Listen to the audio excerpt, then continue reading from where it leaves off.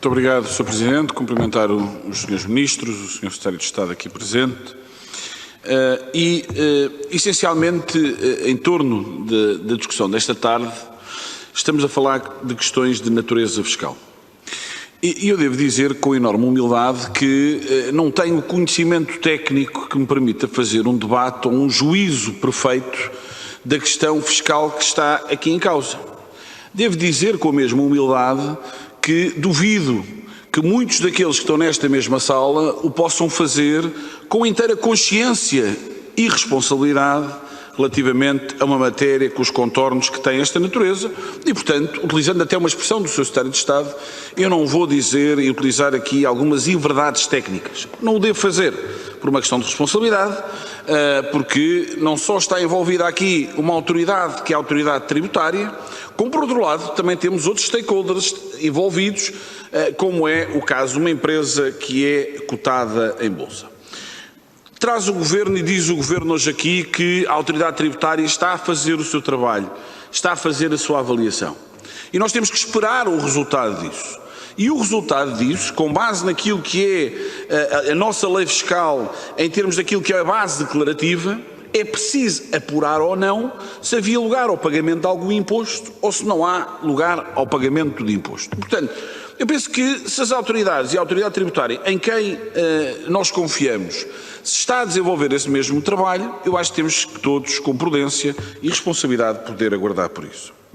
E eu fui recuperar aqui, fui buscar aqui uma notícia do dia 27 de janeiro com declarações do Sr. Secretário de Estado dos Assuntos Fiscais, onde diz o seguinte: se nesta operação existiu algum planeamento fiscal abusivo ou agressivo, os primeiros interessados em corrigir a situação é a Administração Fiscal.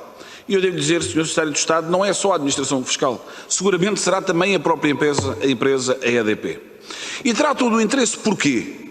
Por uma razão óbvia. Nós estamos a falar de uma empresa que é cotada em bolsa. E isso tem responsabilidades e regras que outras empresas não estão sujeitas.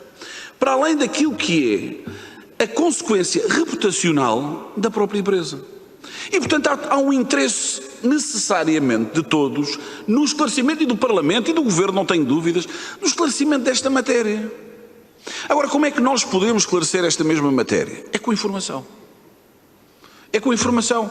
Com a informação que o Governo tem disponível sobre este dossiê e que deve facultar ao Parlamento. Sobre a informação que chegará seguramente também da autoridade tributária.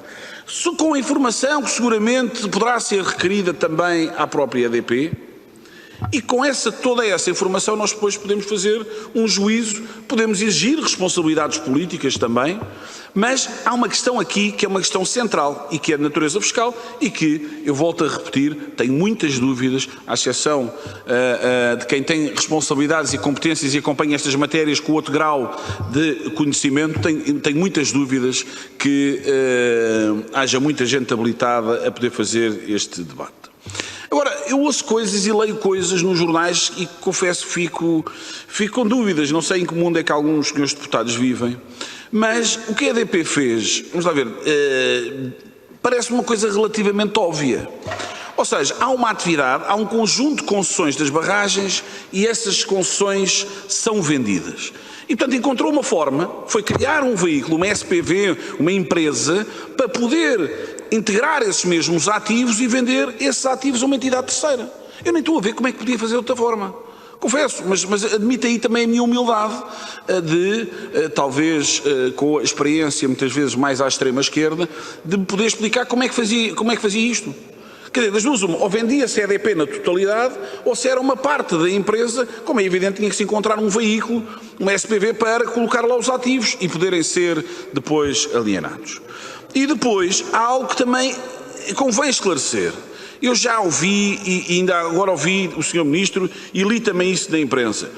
As questões dos trabalhadores parece que foram salvaguardadas, os tais 30 foram para a SPV, já passaram para a empresa, para a ENGIE. Acho que ninguém tem dúvidas sobre a capacidade da ENGIE. Eu não tenho, pelo menos daquilo que pouco li, não tenho grandes dúvidas sobre essa mesma capacidade. Agora, vamos às questões concretas. E estas aqui é que já são de natureza política e que era importante que o Governo pudesse aqui esclarecer. Que é, o Governo teve que autorizar este negócio. O Governo teve que viabilizar esta mesma operação. E a pergunta que se coloca é, um tendo em conta a dimensão deste mesmo negócio, qual é que foi a contrapartida que o Governo exigiu à própria EDP? Não exigiu contrapartida nenhuma. E isso é a questão de natureza política. Essa aí já não é da autoridade tributária, não, é objetiva. O que é que o Governo pediu em troca, ou não pediu, para autorizar este mesmo negócio? O que é que o Governo pediu ou não pediu? Eu vou já terminar, Sr. Presidente, já vi que vai tirar a máscara, vou já terminar. O que é que o Governo pediu ou não pediu como contrapartida para as terras de Miranda? As terras de Miranda, para aqueles concelhos. E, portanto, coloco uma última pergunta, que é, vamos admitir que há lugar ao pagamento de imposto. E, portanto, isso vai significar uma receita que entrará nos cofres do Estado. No caso de haver lugar ao pagamento do tal imposto, que eu não sei se deve ou se não deve, vou guardar, confio na autoridade tributária, a minha pergunta é a seguinte: está o Governo disponível para alocar essa verba, essa receita, precisamente o senhor Ministro está-me a dizer que sim, e que está disponível. Pronto, mas é preciso saber em que é, para que as pessoas nas terras de Miranda, que... Sr. Deputado, agora tirei mesmo a máscara, está bem? Tirou a máscara, não, exatamente, tirou a máscara, e eu já fui um abusador, e portanto vou mesmo terminar. Muito obrigado, e agradeço desde já também as respostas do Governo. Muito obrigado. Muito obrigado, Sr. Deputado. Tem a palavra. Muito bem. O Sr. Ministro do Estado das Finanças, faça favor, tem a palavra. Eu queria, em primeiro lugar, elogiar e louvar também o sentido e a responsabilidade com que o Sr. Deputado colocou a sua questão, revelando humildade na discussão de um processo que é complexo. Da parte do Governo, nós estaremos, como sempre, disponíveis para dar toda a informação que seja solicitada. Procurámos aqui hoje, no debate, explicar, por um lado, qual é que foi o objeto da alteração à Lei do Orçamento de Estado, e explicámos que não tinha a ver, que não afetava a parte da concessão de barragens dentro do grupo, e, portanto, explicámos também que não só isso, e o Sr. Estado dos Assuntos Fiscais explicou qual é que foi o objetivo da alteração promovida pelo Governo, que tem a ver com o arrendamento não comercial, que não tem a ver com concessão de barragens, e se houver mais uma questão adicional neste âmbito, nós estaremos todos dispostos a ver, e também entendemos a necessidade do Governo, do Parlamento, pedir explicações, de ser exigente nessa informação. Por outro lado, também é importante referir, ainda aqui no plano fiscal, que a norma da Lei do Orçamento do Estado, a Lei do Orçamento do Estado prevê uma afetação dessa verba, não é? Que sobre da verba que se possa obter com esta operação, e está previsto num artigo da Lei do Orçamento de Estado. Portanto, o Governo tem que dar cumprimento ao que a Lei do Orçamento de Estado prevê, e penso que, do ponto de vista fiscal, esta questão deixaria simplesmente. Obrigado. Muito obrigado, Sr. Ministro. Tem a palavra o Sr. Ministro da Ambiente e Ação Climática. Faça favor. Obrigado. Muito obrigado. O Sr. Deputado Gonçalves Pereira, não tinha que haver pedido nenhum de contrapartidas no negócio onde o Estado não é parte e onde tudo aquilo que acontecia antes é aquilo que passa a acontecer depois. A que foi acautelada a questão laboral, foi acautelada uma questão que parece da maior importância. Eu não lhe chamarei uma exigência, aquilo que tive na reunião com a ANGI foi que disse que, evidentemente, a empresa que irá gerir estas barragens deve ter sede em Miranda do Douro. E assim será, e para ali serão recrutados os trabalhadores. Deixe que diga uma outra coisa, no algum tempo que tenho agora, para dizer o seguinte: eu distingo bem as 3 barragens do Douro Internacional das outras 3, das 2 do Sabor e do Tua, e explico porquê.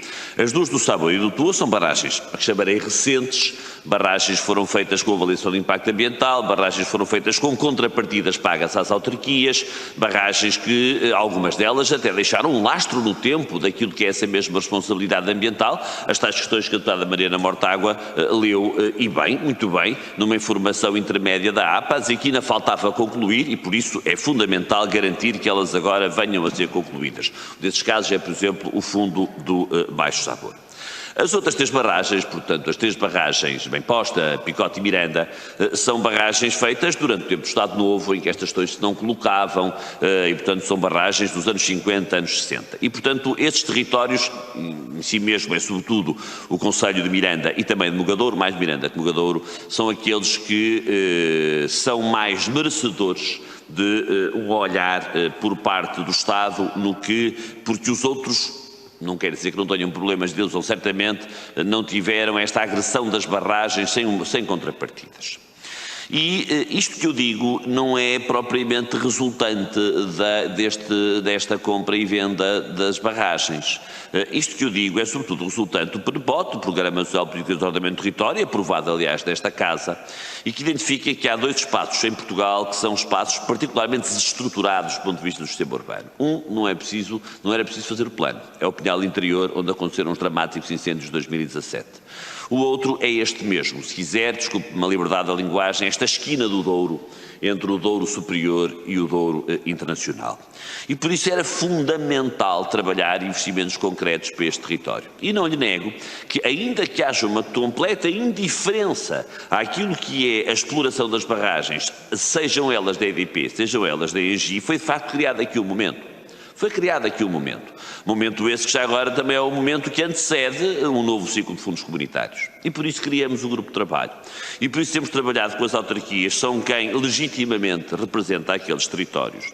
E temos identificado já 200 projetos que estamos agora a trabalhar e quero acreditar que até ao final de abril podemos tornar público e dizer quais virão a ser, no ciclo urbano da água, na eficiência energética, na gestão de recursos hídricos, na gestão de resíduos, na conservação da natureza e floresta, na mobilidade sustentável, ou na recuperação do passivo da Pereira de Miranda, que existe desde que existe barragem, mas parece que apareceu lá agora, não é? Mas que obviamente merece ser recuperado, mesmo quem desce de Miranda para a barragem, à esquerda, e por isso todos estes investimentos poderão vir a ser feitos agora, a ser financiados agora, e certamente, em muitos destes projetos, maiormente aqueles que têm a ver com a energia, a EDP e particularmente a ENGIE vão ser chamados a serem também parceiros na concretização destes mesmos projetos. Muito obrigado.